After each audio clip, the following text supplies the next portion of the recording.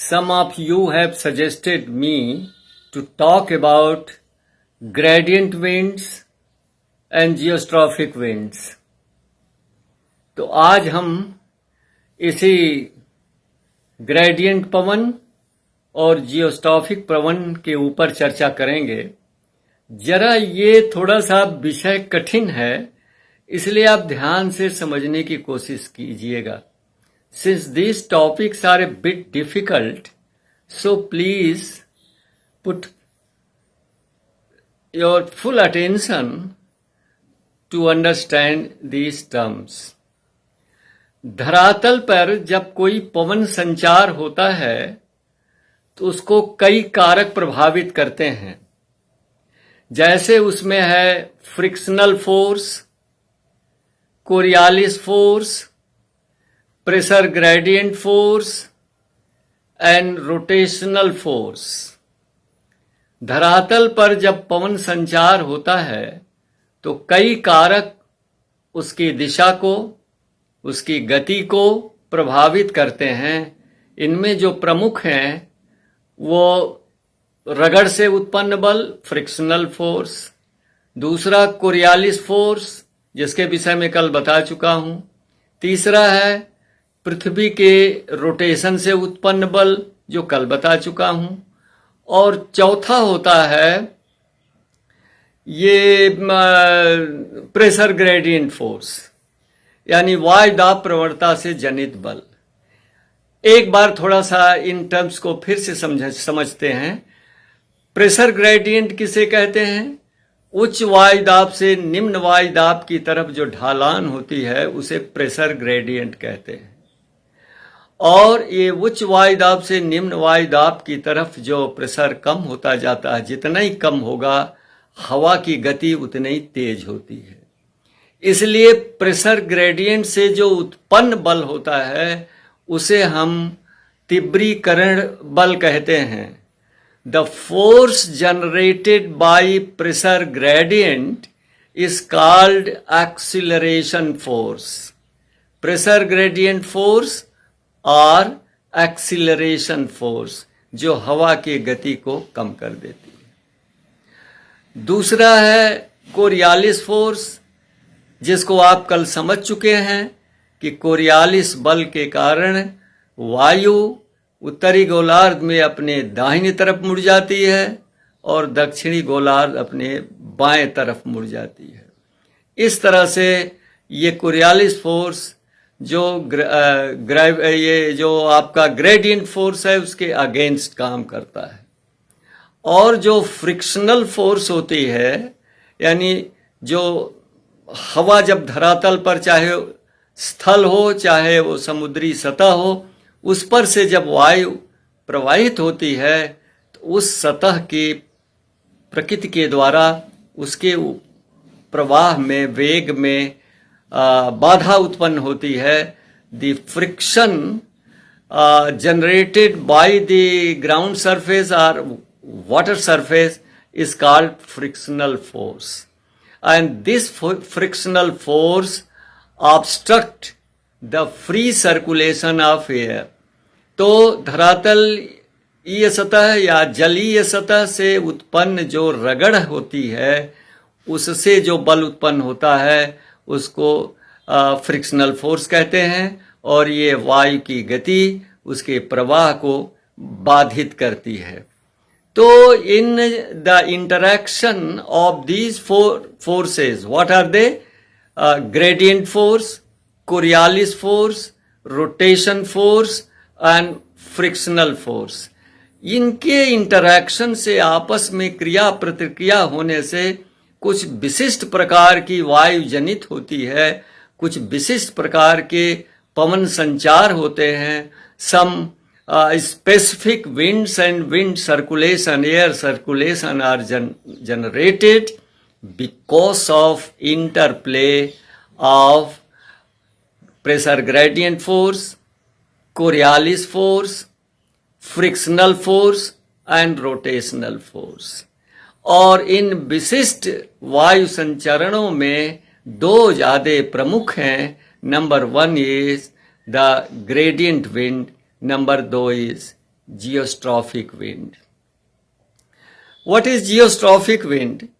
ये geostrophic wind जब वायु के संचरण में दो बल प्रभावी होते हैं, कोरियालिस फोर्स और प्रेशर ग्रेडियंट फोर्स, और जब ये दोनों बराबर हो जाते हैं, यानी when the pressure gradient force and Coriolis force are balanced, then what happens, the winds blow parallel to the isobars and at right angle of pressure gradient direction. जब कोरियालिस फोर्स और प्रेशर ग्रेडियंट फोर्स बराबर हो जाते हैं तो वायु का संचरण समदाब रेखा के समानांतर और प्रेशर ग्रेडियंट के समकोण पर होता है। इस तरह से प्रवाहित होने वाली हवा को हम जियोस्ट्रॉफिक विंड कहते हैं। एक चीज और बता दें आपको कि वायु के संचरण में फ्रिक्शनल फोर्स केवल धरातल पर काम करती है, चाहे स्थलीय धरातल हो या जलीय हो। 500 मीटर से ऊपर उठने पर the air circulation becomes free of frictional force. तो 500 मीटर से 1000 मीटर के मध्य में जो ऊंचाई में जो स्थान होता है उसे हम कहते हैं फ्रिक्शनल लेयर, फ्रिक्शन जोन या geostrophic zone, rather geostrophic zone कहते हैं, जिसमें इस पवन का संचारण होता है। दूसरी है, अब इसी संदर्भ में एक और समझ लीजिए, जियोस्ट्रॉफिक इक्विलिब्रियम। तो जियोस्ट्रॉफिक इक्विलिब्रियम उस दशा को कहते हैं जब डाउनवर्ड प्रेशर ग्रेडियंट फोर्स यानी acceleration force and that will be the deceleration force and outward pressure gradient force यानी एक्सीलरेशन फोर्स। डाउनवर्ड जो फोर्स काम करती है उसे ग्रेविटी फोर्स कहते हैं, ग्रेविटी फोर्स कहते हैं, और जो अपवर्ड प्रेशर ग्रेडियंट फोर्स काम करता है उसको एक्सीलरेशन फोर्स कहते हैं। तो जब एक्सीलरेशन फोर्स और डिसेलरेशन फोर्स यानी upward pressure gradient force and downward pressure gradient force are balanced, then the situation is called geostrophic equilibrium। वायु में गति न्यूनतम हो जाती है। अब ग्रेडियंट विंड क्या होती है?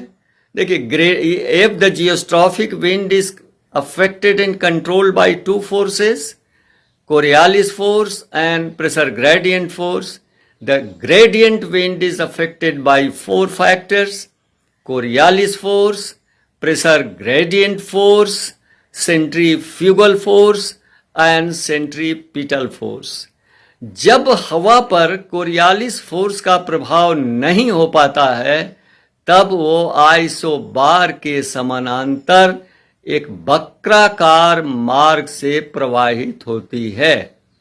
When the Coriolis force becomes ineffective on air circulation, then the air moving along a curved path following curved isobar is called gradient wind, and it is the result of interaction of 4 forces: Coriolis force, pressure gradient force, centrifugal force and centripetal force.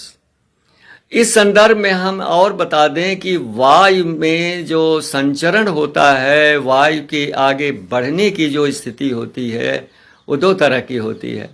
एक laminar flow होता है wind का, पानी का भी होता है, और एक टर्बुलेंट फ्लो होता है। लैमिनर फ्लो में in laminar flow particles move in uni direction. Laminar flow में कण जो होते हैं, अणु जो होते हैं, वो एक दिशा में मूव करते हैं।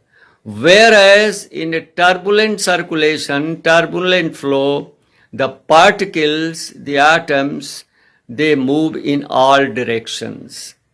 तो टर्बुलेंट जो फ्लो या प्रवाह होता है उसमें पार्टिकल्स जो होते हैं सभी दिशाओं में प्रवाहित होते हैं।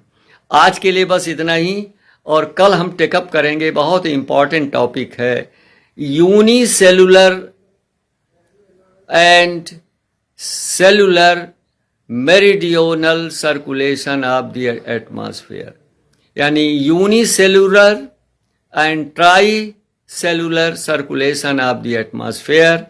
आज जो मैंने बताया है मेरी जलवायु विज्ञान की पुस्तक या क्लाइमेटोलॉजी की पुस्तक के उन पेजेस को खोल लीजिए, 2-4 बार पढ़िए, फिर मेरे को सुनिए, फिर पढ़िए, आपका कंसेप्ट क्लियर हो जाएगा। और इसे आप जो डायग्राम बना है पुस्तक में, क्लास में डस्टर और चाक के माध्यम से अपने विद्यार्थियों को समझाइए। धन्यवाद। Thank you very much.